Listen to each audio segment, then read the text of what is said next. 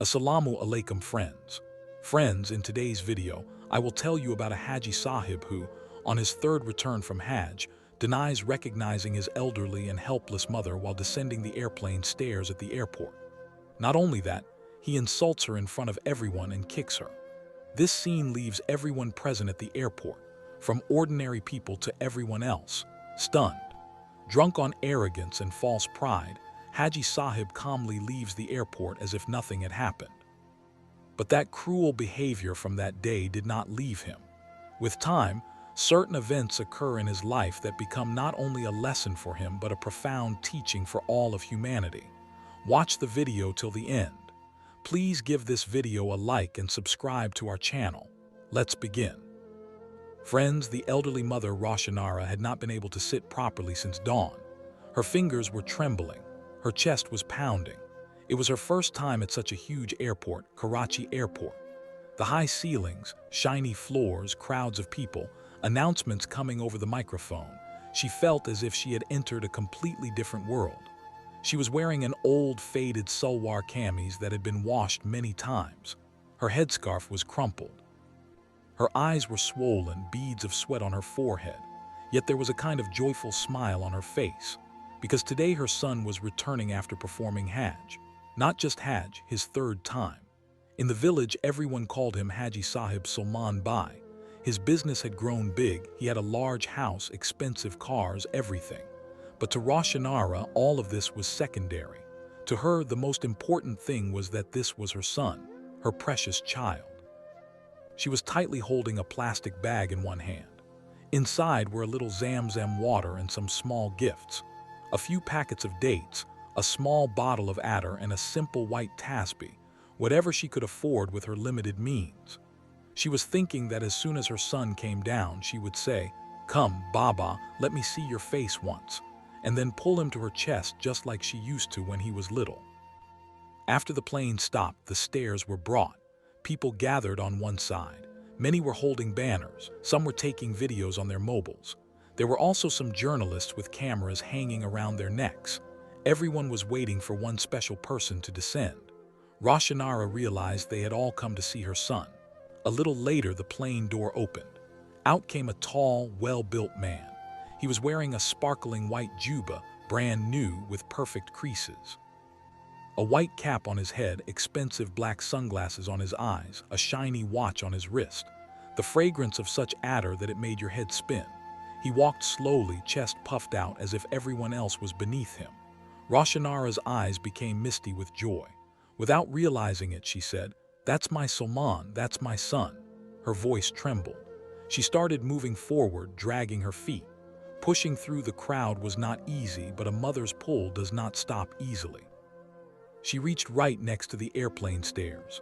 The distance was just 1 meter. Her son was descending, cameras flashing all around. Roshanara stretched out both arms, the most natural gesture of a mother wanting to take her child to her chest. At that very moment, the son suddenly stopped. Salman looked through his sunglasses.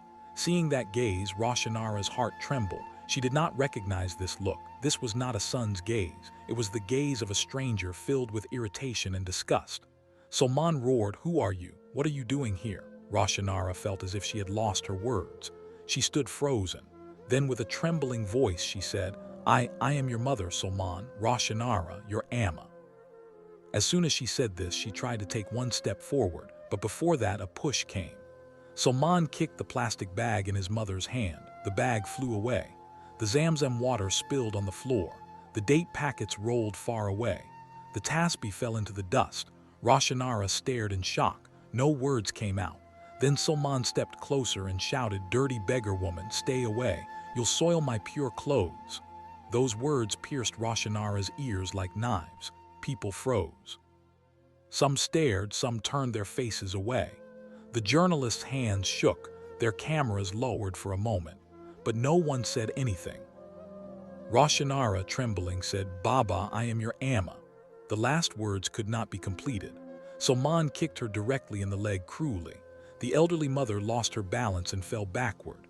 As she hit the ground, intense pain shot through her waist. She clutched her chest and rolled. Her scarf slipped, her clothes got dusty. Tears welled up in her eyes, but no sound came from her mouth, only a helpless sigh. A heavy silence fell all around. No one came forward. Everyone saw an elderly mother lying on the floor and a son walking away in royal style. Salman did not look back even once. Instead, he spat on the floor and said, "Village old woman bringing shame." Then he walked straight ahead. Outside, an expensive car was waiting. His assistant opened the door. Salman got in. The car started moving. He did not glance at his mother even once through the window. Behind him, Roshanara slowly tried to get up. Her knees were shaking, pain in her waist, hands trembling. She looked at the broken bottle on the floor. The little Zamzam she had was spilled. She picked up a broken piece as if it were her last hope. An airport staff member came a little closer and asked, "Amma, are you okay?" Roshanara nodded but said nothing. Her eyes fell on the scattered dates beside the bag. She slowly picked them up one by one, as if she were not picking dates but gathering her shattered dignity. Then, clutching the bag to her chest, she started walking toward the exit, limping through the dust. The heat of the sun, the sound of cars, the noise of people, everything felt blurred to her. She only repeated one thing in her mind. "Salman, did you really not recognize Amma?" And with that question, an old image appeared before her eyes. A small Salman laughing and jumping into his mother's arms in front of their mud house. That same Salman today, wearing a white juba and expensive adder, called his own mother a beggar. Roshanara did not wipe her eyes. She simply swallowed her tears, because mothers cry less and endure more. Meanwhile, inside the shiny black car in the city, Salman was looking out the window. His assistant Nasir, sitting beside him, kept glancing uncomfortably. Finally, gathering courage, he said, "Sir, that lady, she really was your Amma, was she?" Salman glared at him. His voice was cold but sharp. "Nasir, never mention this again. Didn't I tell you my family is not in the village? That woman only came to defame me." Nasir did not say anything more. He knew this man was like that. One moment of anger and a job could be gone in seconds. A heavy silence fell inside the car. As soon as he reached home, Salman sat on the sofa. Huge drawing room, chandelier lights, cool AC. On the walls, large framed photos of his Hajj, standing in front of the Kaaba, sitting in Masjid Nabawi, holding a Zamzam bottle. In every photo, the same expression, serious, proud.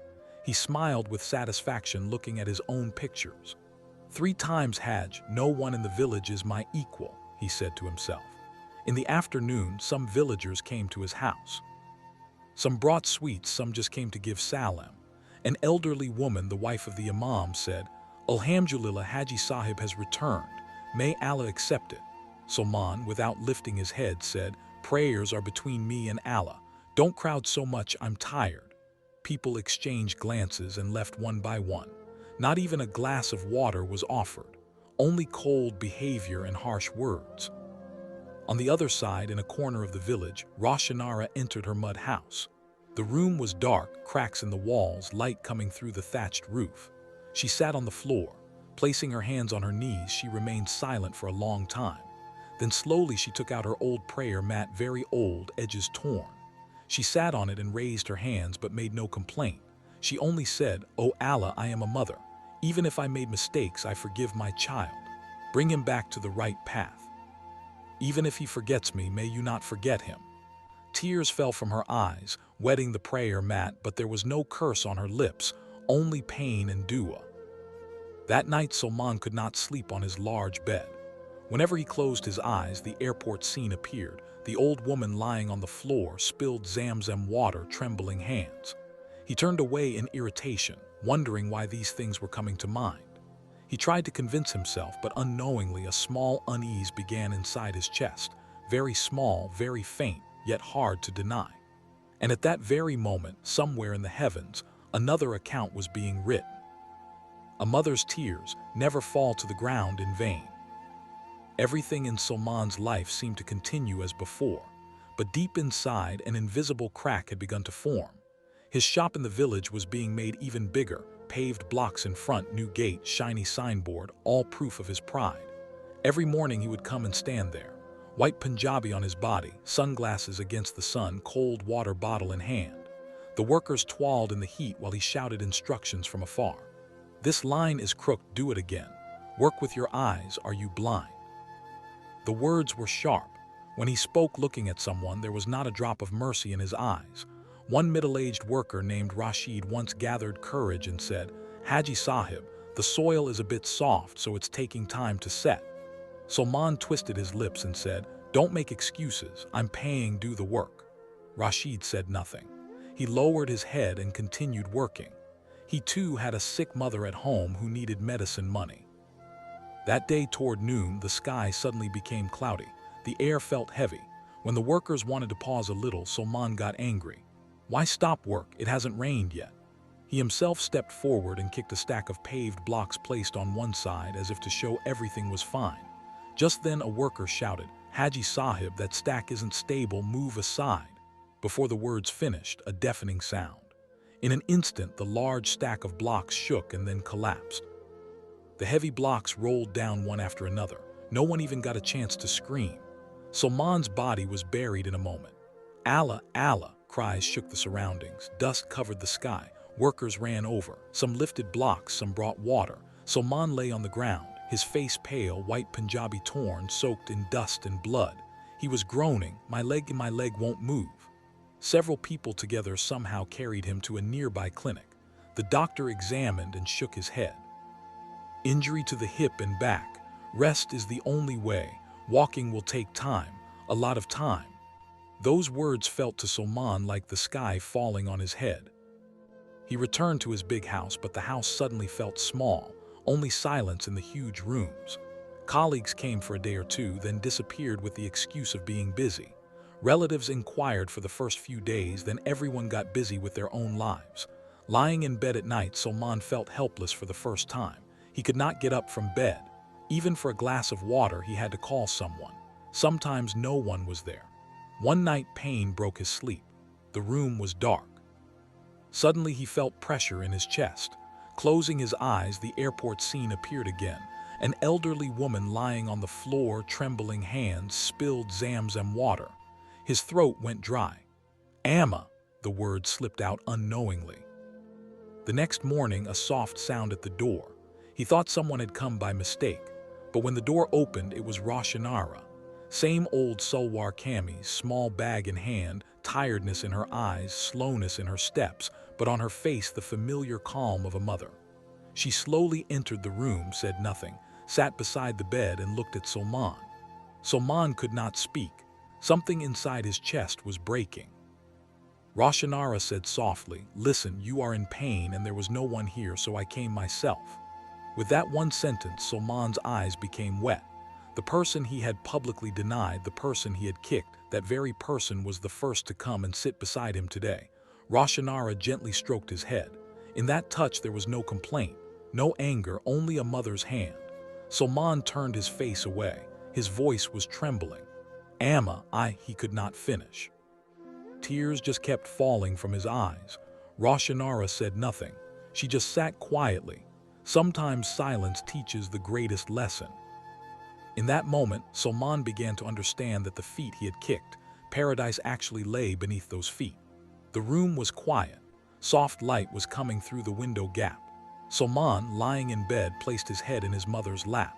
This scene had been lost many years ago. Today it returned, but how late?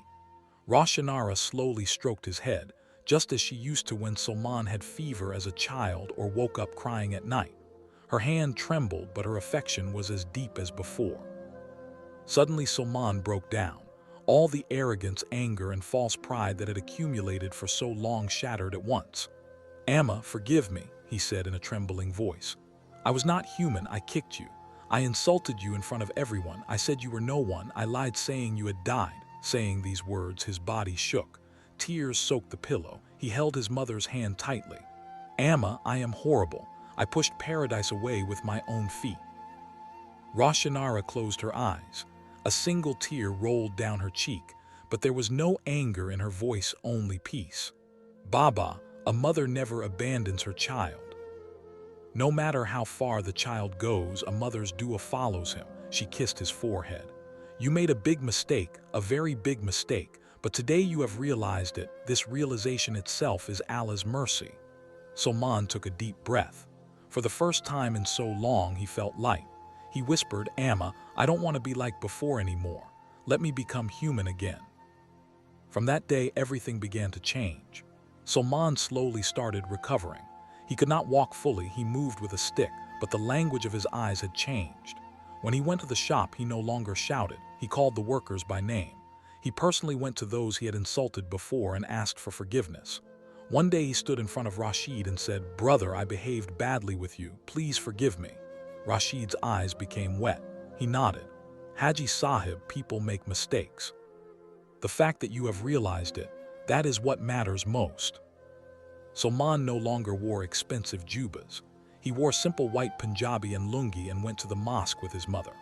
After prayer, he held his mother's hand while walking. People saw, but this time he felt no shame, only pride. He repaired his mother's broken house but did not demolish it. He said, This is the house where I became human. Here are my roots. One evening, sitting in the yard, Roshanara looked at the sky and said, Baba, Allah has returned you to me. This is my greatest reward. Salman sat at his mother's feet. Slowly touching her feet, he said, Amma, today I understand going for Hajj does not make a person great. A mother's dua makes a person great. Roshanara placed her hand on his head and prayed, May Allah accept you, Baba. That day the sky was calm. No sound, no burden of accounts. Because when a child returns to his mother, even the heavens open the doors of forgiveness. This is how Salman realized that the most sacred place is not some distant land. The most sacred place is beneath a mother's feet. Friends, this was today's story.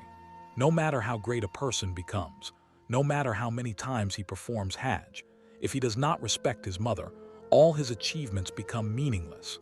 This story reminds us that no success lasts without a mother's dua, and a mother's tears are never wasted. I hope this story has touched your heart and made you think at least a little.